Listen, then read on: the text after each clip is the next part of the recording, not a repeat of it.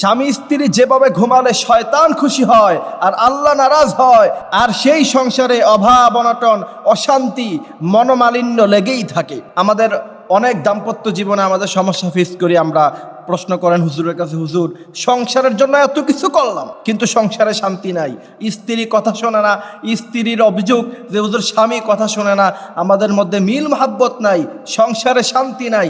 আপনাদেরকে বলতে চাই, আপনারা যদি কখনো ভুলেও এইভাবে ঘুমান, আল্লাহর হাবিব সাল্লাল্লাহু আলাইহি সাল্লাম থেকে হাদিস এসেছে, মুসলিম বুখারী অসংখ্য হাদিসের কিতাবের মধ্যখানে, সহিহ হাদিসের মধ্যখানে এসেছে যে ওই সংসারে অভাব অনটন লেগেই থাকবে। এই জন্য আমার ভাইরা অবশ্যই আমাদেরকে খেয়াল রাখতে হবে স্বামী স্ত্রী কিভাবে আপনারা লাইফ লিড করতেছেন। আপনি শুধু খালি সংসারে টাকা কামালেই, আর স্ত্রীদেরকে বলতে চাই, মহিলাদেরকে বলতে চাই, শুধুমাত্র সংসারের কাজ মনোযোগ দিয়ে করলেই সংসারে শান্তি আসবে এমনটি ভাবা ঠিক নয়। এই জন্য আমাদেরকে খেয়াল রাখতে হবে স্বামী স্ত্রী যদি আপনারা এমনভাবে ঘুমান, আল্লাহর হাবিব সাল্লাল্লাহু আলাইহি সাল্লাম থেকে হাদিস এসেছে, যেমন ধরেন কোনো স্বামী তার জরুরত পুরা করার জন্য তার স্ত্রীকে ডাকলো যে আসো তোমার সাথে আমি কনজুগাল লাইফ লিড করব, অথবা তাকে জরুরতে ডাকলো। কিন্তু কোনো স্বামী যদি তার স্ত্রীকে জরুরতে ডাকলো রাতের বেলায়, কিন্তু স্ত্রী তার কথার অমান্য করে অন্যদিকে মুখ ফিরিয়ে ঘুমিয়ে থাকলো, অন্যদিকে সে ফিরে ঘুমালো,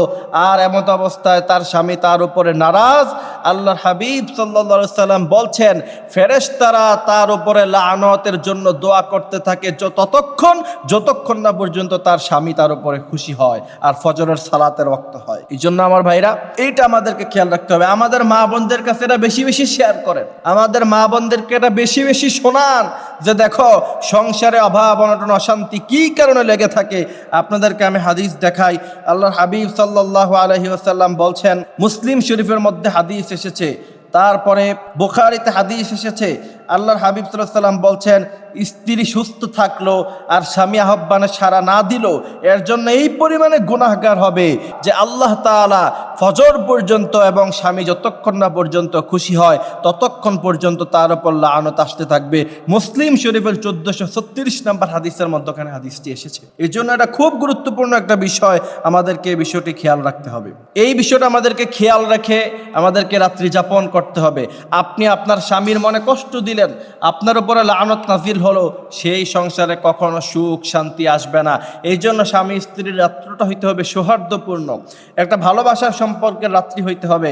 আল্লাহ তাআলা বলেন ওয়া খালাকনাকুম আজওয়াজা ওয়া জাআলনা নাওমাকুম সুবাতা, তোমাদের জন্য আমি আল্লাহ তাআলা রাত্রি দিয়েছি এবং স্বামী স্ত্রী একে অপরকে তোমরা ভালোবাসা দিবা। হুন্না লিবাসুল লাকুম ওয়া আনতুম লিবাসুল লাহুন্না, স্বামী স্ত্রীর পোশাক, স্ত্রী স্বামীর পোশাক, এবং একজন আরেকজনের দোষ মানুষের কাছে বর্ণনা করবেন না। যেমন করে পোশাক মানুষের শরীরের সমস্ত গোপন জিনিসগুলিকে ঢেকে রাখে, স্বামী স্ত্রীর উচিত একে অপরের সমস্ত গোপন জিনিস ঢেকে রাখা, মানুষের সামনে বর্ণনা করা উচিত নয়।